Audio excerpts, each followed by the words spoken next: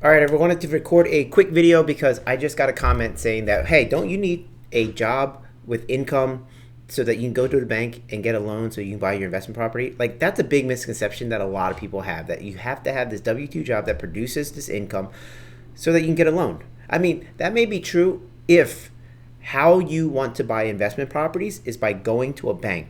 But the thing that most people don't know, and this is a huge misconception, is that there are more ways to buy investment properties outside of going to a bank for the money, right?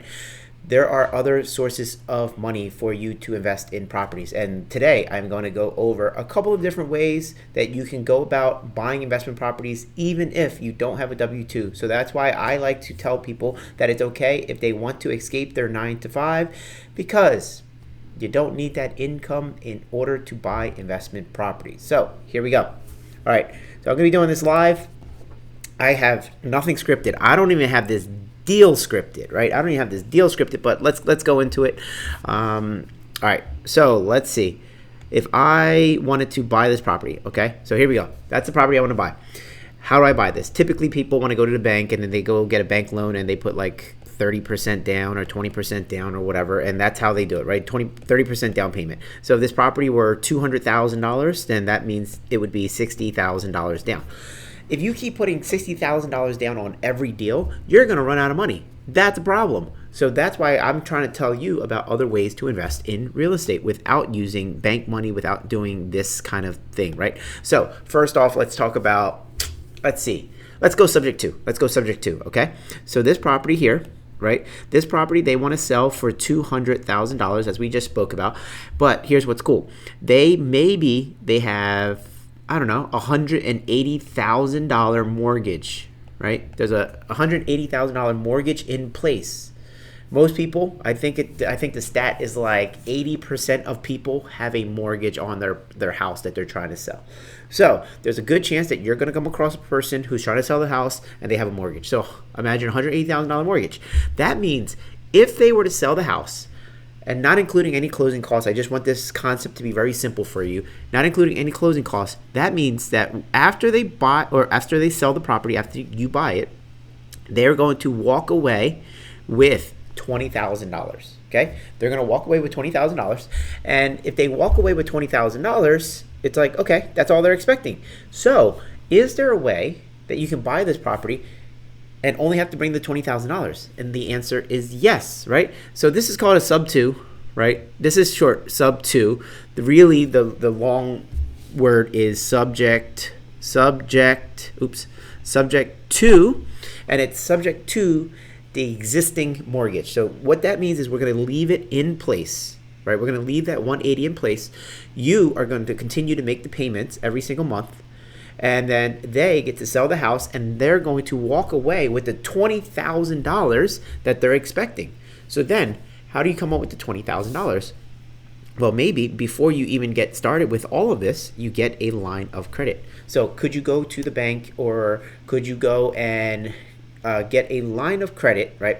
Could you get a line of credit for $20,000 so that you can give to the seller to buy their property? And the answer is, of course, right? $20,000 line of credit to buy that. Now, if you don't have a line of credit, right, or you don't want to get one or whatever, could you use a credit card, right? And / credit card, could you use a credit card, do a balance transfer into your checking account, and then you pull out the money to give to the seller? And the answer is, of course. That's why I'm telling you this, right? Because you can do this. Not only can you do this, I have done this, right? I've done this a bunch of times. This is a strategy that I implement all of the time to buy deals. And this is how I'm able to buy deal after deal after deal. So now, if you're paying attention, I just bought the property. I took it over subject to the $180,000. I used a line of credit or credit card for the $20,000. So I have no money out of my pocket. But there is a $200,000 debt that I owe. I owe $180,000 plus $20,000, right? But if you guys ever follow me, I always tell you guys to buy properties at a discount. So this property that I bought for $200,000, maybe it's worth, let's say, I don't know, $300,000, right? So let me do math real quick. Again, I did not prep this at all. I have no idea what these numbers are going to be, but let's let's say the property is worth $300,000, and then when I buy the property, I fix it up a little bit, I rent it out, all that kind of stuff. I go to refinance. I refinance at 75% loan to value. That means that I am going to be able to get a loan for $225,000 from some kind of lending institution that doesn't require me to have a W-2 income. They're not looking at me, they're looking at the property. They're looking at the property and going, does this property support itself? And if the answer is yes, they'll give me the money. So $225,000 I get to borrow. I use that to pay off the $180,000 existing mortgage, and then I use the rest of it to pay off the credit card or line of credit debt that I incurred by buying this property. So is 225 enough to cover the 180 plus the 20? Yes. And then if there's anything left over, guess where that goes? Into my pocket. So I even got a little bit money extra to put in my pocket, and that's all tax free, which is pretty cool. So now I still own the property. If you're following along, I still own the property. I'm cash flowing. I've paid off all the debts. I have no money out of my own pocket, and I have some money in my pocket, and that money went in my pocket tax-free. And the rental income that I get, that's also going to be tax-free because there's something called depreciation that the property provides, which offsets that income. So I have all of this new wealth that I created completely tax-free and without any money out of my pocket and without having a W-2. So I just wanted to dispel that misconception about whether or not you need a W-2 job in order to buy your first investment property.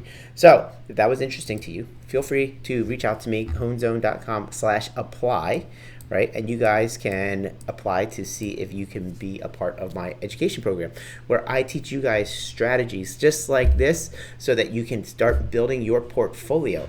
Eventually you have a big enough portfolio, or you can do enough deals where you can escape your 9-to-5 without worry. So it's pretty cool. Learn the skills so that you don't have to be stuck in your 9-to-5 for the rest of your life. All right, guys, that is it. I'm Hone Tai. Let's multiply. See you guys in the next video.